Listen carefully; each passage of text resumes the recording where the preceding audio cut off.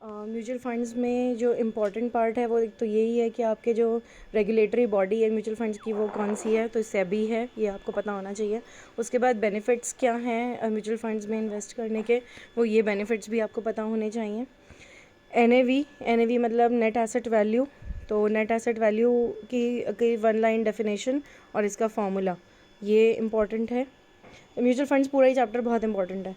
फिर are there any risk भी किस किस तरह के होते हैं, market risk, non market risk, interest rate risk, credit risk, ये भी चारों आपको पता होने चाहिए। फिर different types of mutual funds, ये आपको सेपरेटली पूछा जा सकता है कि इक्विटी फंड्स क्या होते हैं, डाइवर्सिफाइड क्या होते हैं, सेक्टर क्या होते हैं, ये सारे फंड्स ये भी आपको पता होने चाहिए कि कौन से फंड्स किस किस तरह से यूज़ किए जाते हैं। फिर different investment plans, growth plan, dividend री इन्वेस्टमेंट प्लान, ये डिफरेंट तरह के प्लान्स हैं। ये खैर इतना इंपॉर्टेंट नहीं है, बट एक वन लाइन आप उसका कॉन्सेप्ट समझ सकते हो। देन राइट्स जो हैं ये बहुत इंपॉर्टेंट है। फंड ऑफर डॉक्यूमेंट का क्वेश्चन भी आ सकता है, this is also very important. Active fund, passive fund में 2 मार्क्स का डिफरेंस के हिसाब से याद कर सकते हो, 2 to 3 मार्क्स के। एंड ETF का भी ऐसे ही कॉन्सेप्ट 2 मार्क्स के हिसाब से आप याद कर सकते हो। देन यू हैव मिसलेनियस में कॉर्पोरेट एक्शंस क्या होते हैं और उसके एग्जांपल्स क्या है। एग्जांपल्स यही हैं आपके, डिविडेंड है और stock split, right issue, bonus issue, ये एग्जांपल्स हैं। तो ये 1 mark question can be there.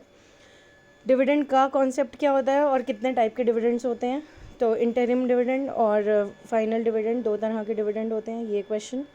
Dividend yield क्या होती है और उसका फॉर्मूला क्या होता है, ये भी इंपॉर्टेंट है, very very important. Stock split का कॉन्सेप्ट अलॉन्ग विद कि वो क्यों अनाउंस किया जाता है और उसके एग्जाम्पल के साथ पूरा जो एक कॉन्सेप्ट है स्टॉक स्प्लिट का, ये पूरा आपको करना है। देन बायबैक ऑफ शेयर्स, 2 या 2 मार्क्स के क्वेश्चन में आ सकता है कि उसका कॉन्सेप्ट बताइए और कैसे कैसे बायबैक परमिट किया जाता है, जो 3 पॉइंट्स हैं वो। देन निफ्टी इंडेक्स क्या होता है, CNX निफ्टी।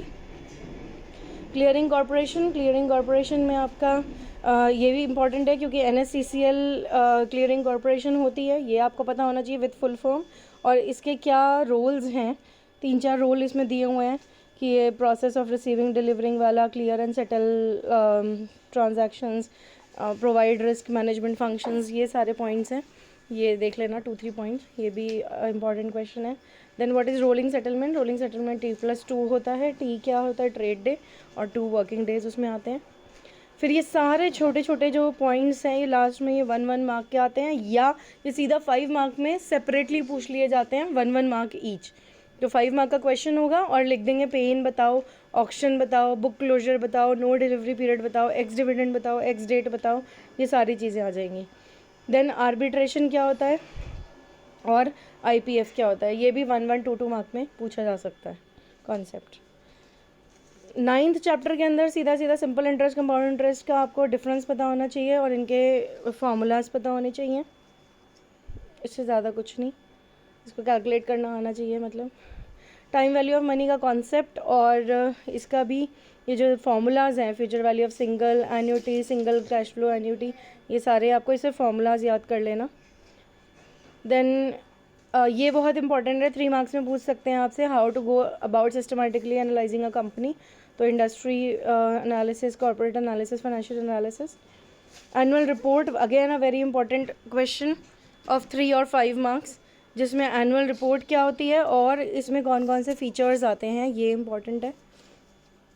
बैलेंस शीट का ये फॉर्मेट जो बनाया हुआ है, this is important, sometimes it is asked.